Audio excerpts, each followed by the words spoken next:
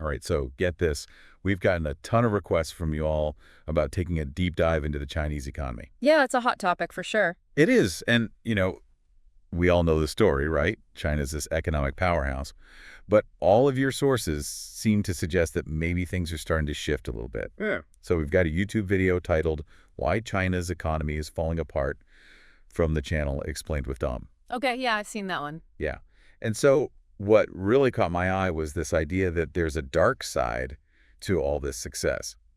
So where do we even begin with this? Well, first off, you can't deny the sheer scale of the economic transformation that China's accomplished. I mean, they went from one of the poorest nations to an economic giant in just a few decades. Yeah, it's kind of mind-blowing when you think about it. It is 850 million people lifted out of poverty, life expectancy increasing by 20 years. I mean, that's unheard of. Right. It's like this real-world rags to riches story, but like mega-sized. Totally. Yeah. But like all good rags to riches stories, there's always a twist. There's always a but, Yeah. right? So what's the but here? Well, the but is that this crazy fast growth, it came with some pretty serious side effects. Okay, I'm listening. Take the hukou system, for example. It's the system that basically created this huge gap between urban and rural residents. So even if you manage to land a job in a city, you're not automatically treated the same as someone who was born there. Exactly. It's tough if you don't have a local urban hukou residency permit. You're basically locked out of all the good stuff, like healthcare, decent schools for your kids. Wow, so that's a pretty big deal. Yeah, and the main way to get that a hukou, owning a home. Oh, so it's like this system is built on this need to buy a home, even if you can't actually afford it. You got it. So what happens when people can't keep up? Well, it creates this immense pressure, this pressure cooker where working yourself to the bone becomes the norm. Yeah, we've all heard about the infamous 996 work schedule. Exactly, 9 a.m. to 9 p.m., 6 days a week. That's intense. Yeah. I mean, that's got to take a toll on people. Oh, absolutely. It's brutal. There have been reports of people literally dying from overwork. And what's really interesting is that it's led to this whole counter movement among young people. They're calling it lying flat or let it rot. Lying flat, let Yeah. it rot. Okay, what does that even mean? Well, it's basically them saying, forget climbing the ladder. The system's rigged. They're rejecting this whole idea of constant striving. So even in a supposedly communist country, you've got this rebellion against hard work. That's pretty ironic. Yeah, it is a bit ironic. So if people are starting to give up on the Chinese dream, what does that mean for the economy as a whole? Right. I mean, if nobody wants to work, who's going to keep things running? It's a big question. It is. And it gets even more complicated when you look at China's slowing economic growth. Yeah. Because as things slow down, all the problems that were masked by the boom years, they start to surface. It's true. Like all those cracks start to show. So all that success was kind of papering over some deeper issues. Kind of, yeah. And one of the biggest issues is the real estate market. Okay, so for years, it's been like this giant bubble, right? Yeah. Prices skyrocketing and everybody just assuming it'll last forever. Exactly. We've seen this story before, haven't we? Oh, yeah, it sounds pretty familiar. But the difference here is the scale. China's real estate market is massive. And if that bubble bursts, the fallout could be enormous. I mean, we're already seeing warning signs. Oh, like what? Well, big developers like Evergrande, they're teetering on the brink of collapse. Oh, yeah, I've heard that name. And then you've got all these construction projects that are stalling half-finished buildings everywhere. And all these people who have poured their life savings into these apartments that may never even get built. It's a nightmare, and it's fueling all those mortgage boycotts we've been hearing about. Oh, right. People are refusing to pay for homes they're not getting. Exactly. They're saying, enough is enough. Yeah, I can understand that. So where does this all lead? Well, this is where things get really dangerous. Because if developers can't pay their debts and people stop paying their mortgages, the banks are in serious trouble. Right, so it's like this domino effect. One piece falls, and it takes the whole system down with it. That's a good way to put it. So we've got this real estate bubble, this debt crisis, and this looming banking crisis. That's a lot to unpack. Yeah. And this hukou system, it seems like it's kind of at the root of it all. It definitely plays a big role. It created this environment where owning a home became the ultimate symbol of success and stability. But it also made the system incredibly vulnerable to these kinds of shocks. So what happens now? Can China actually pull itself out of this mess? Well, that's the billion-dollar question. There are so many factors at play here. The government's response, the demographic challenges, the global implications. It's this incredibly complex web, and we're only just starting to untangle it. This is a fascinating discussion, and I can't wait to dive deeper with you after a quick break. Huh. Okay, so we've laid out some pretty serious challenges here. It's almost like China's economic engine is sputtering a bit. Mhm. Is there anything that could make this whole situation even worse? Well, it's not just the economic factors that are worrisome, it's how they're all tangled up with these social and political trends. Right. Like we talked about the hukou system, Yeah. the pressure to succeed, young people basically giving up.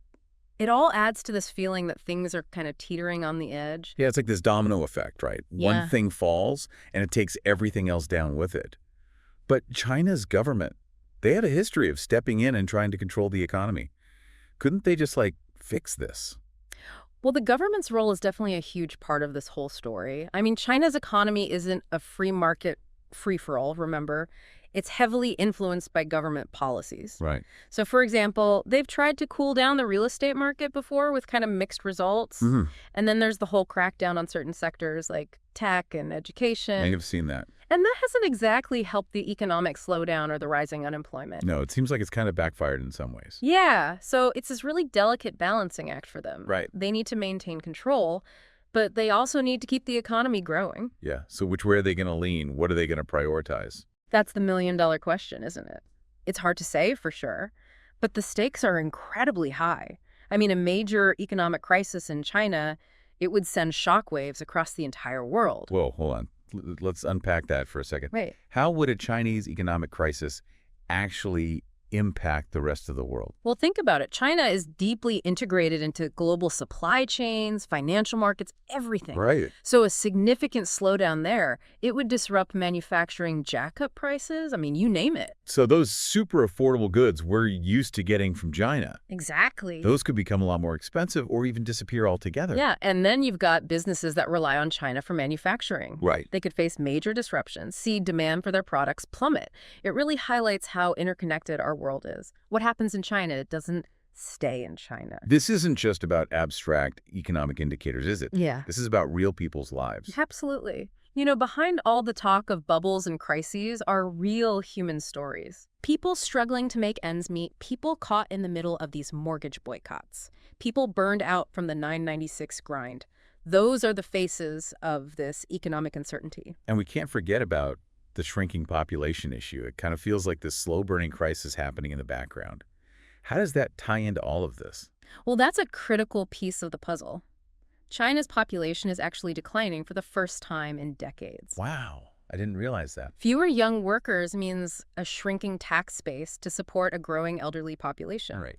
It puts a huge strain on the social welfare system and has really serious long-term consequences for economic growth. So it's like they're fighting a war on multiple fronts. Yeah. The immediate problems like the real estate crisis, and then this longer-term demographic challenge. Exactly. And it all adds up to a very uncertain economic outlook, not just for China, but for the entire global economy. This is starting to feel a bit overwhelming.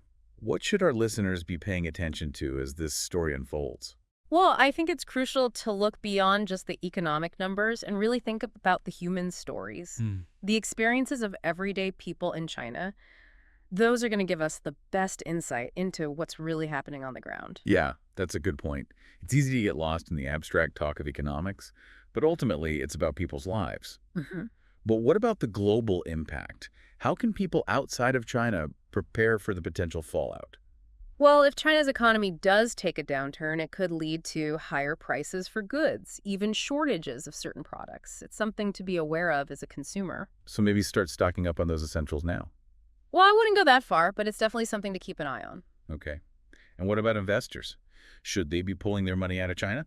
That's a tough one. It's really a decision best made with the advice of a financial professional. Okay. But certainly the situation in China is adding a lot of volatility to global markets. Yeah, no doubt. So much uncertainty. It is a lot to process. Huh. We've gone from this narrative of China's incredible economic rise to this potential perfect storm of challenges. It's a wild ride for sure. It is, but it's crucial to have these conversations. The more we understand about these complex issues, the better prepared we'll be to navigate the uncertainty ahead. And for our listeners, this deep dive is all about giving them the information and insights they need to make sense of it all. So as we continue this exploration, let's keep those critical questions coming. What other factors could come into play here? Could China's growing global ambitions be impacted by all of these internal struggles? Let's dive into that. All right, so we've talked about the economic risks, the global ripple effects, all that. But what about the view from inside China? I mean, if the economy really does start to falter, could that shake things up politically? That's a really interesting question. Historically, economic stability has been like super crucial for the Chinese government to maintain its grip on power. If people are struggling, they're going to start looking for someone to blame. Right, a happy citizenry usually means a stable government. But we've already seen some signs of discontent, haven't we? People pushing back against that crazy 906 work culture, the mortgage boycotts. Could that discontent grow if the economy doesn't turn around? It's definitely a possibility. And if it does, it'll be really interesting to see how the government reacts. Do they double down on control, or do they try to appease the public with, some kind of reforms? That's a tough call. And it could have huge implications for China's ambitions on the world stage, too. Right? I mean, we've seen China really asserting itself globally. But if they're busy dealing with all these problems at home, will they still have the energy, the resources to maintain that outward focus? That's a key question. If China's economic power weakens, it could change the whole balance of power globally. Will they still have the resources to keep investing in their military? Will they be able to keep that Belt and Road Initiative going? Right? It's almost like they're at a fork in the road. Do they turn inward focus on fixing things domestically? Or do they double down on their global aspirations as a way to kind of distract from those problems at home? Exactly. And the path they choose, it's going to have major consequences for the rest of the world. It's like we're watching this giant game of chess unfold, and we're just trying to figure out what the next move is going to be. That's a great analogy. And I think it really highlights the need for careful observation, careful analysis. This situation is fluid. Things could change really quickly.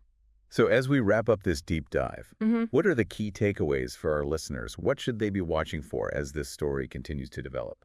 I think the most important thing is to pay attention to how the Chinese government responds to all of these challenges. Their policies are going to have a huge impact, not just within China, but globally. And it's important to remember this isn't just about numbers on a spreadsheet. This is about people's lives. Exactly.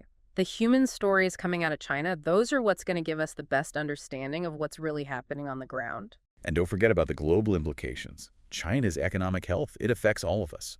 We need to stay informed, be prepared for potential disruptions to, supply chains, financial markets, even geopolitics. Yeah, it's a big deal. It's been a fascinating discussion. We've gone from marveling at China's incredible economic success to, acknowledging the potential cracks in its foundation. And that's what makes this so compelling, right? It's a constantly evolving story full of twists and turns. For sure. The key is to stay curious. Keep asking those critical questions and never take anything for granted. This deep dive has been all about giving you, our listeners, the information and insights you need to navigate this complex and constantly changing landscape. We've covered a lot of ground, but like with any good deep dive, there's always more to explore. Absolutely. And I really encourage everyone to keep learning, keep questioning, keep engaging with this really important topic. So to our listeners, we leave you with this. As you continue to follow this story, think about the human cost. What will it mean for people in China and around the world if this economic miracle falters? It's a question worth pondering. Thanks for joining us on this deep dive.